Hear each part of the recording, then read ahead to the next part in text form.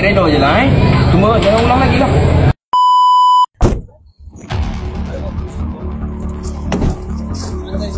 Gudeg. Assalamualaikum.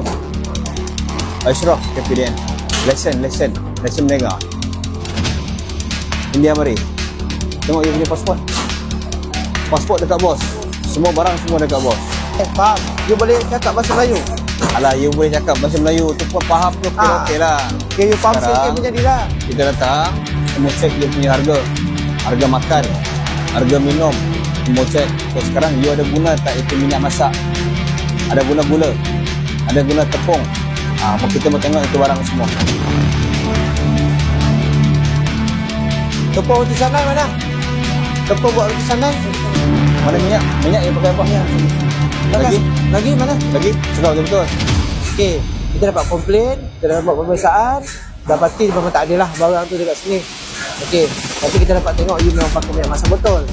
Sini saya tunjuk kat you. Kita check tadi semua, kita tengok you ada pakai minyak masak betul. Kita check dekat image store pun ada kotak minyak masak betul lah. Sama ada you bernasib baik ataupun memang you tak pakai. Tetapi walaupun hari tak jumpa, jangan yang ambil kesempatan pula. Wah, kedai saya clean, saya boleh pakai lepas ni. Okay, faham? Clear? Okay, itu satu part. Yang kedua, kita nak tanda harga lah. Seperti biasa, kita masuk mesti kita akan check tanda harga. Faham? Price tag. Okay, faham?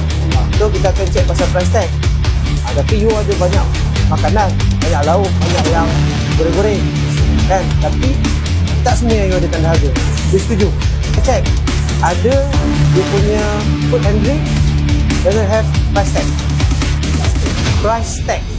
Kalau saya lagi fluent nanti saya macam England. Apa-apa yang you jual dekat kedai mesti ada tanda harga. Kalau kita akan ambil action pasal price tag.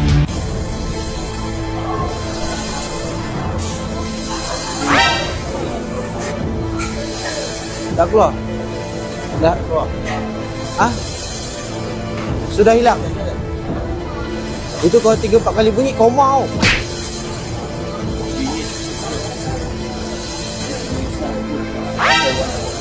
Saya mau tanya you. Okay, ni macam mana you kira? Macam hilang juga. Tadi kat situ dah hilang, sini pun hilang juga. Macam mana Jom? Dah koma. Tanya saya. Saya tak tahu harga dekat mana pergi. Okay, ni price tag is very important. Alright. So, is it clear for you? So, no compromise. I will take action. Okay. Okay dah, sampai situ je. Jangan panjang-panjangkan bahasa Inggeris. Lain jadi. Okay,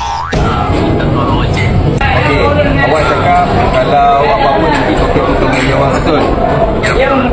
Kalau saya tak ambil tindakan hari ni, saya kena laknat dengan rakyat Melaka tau.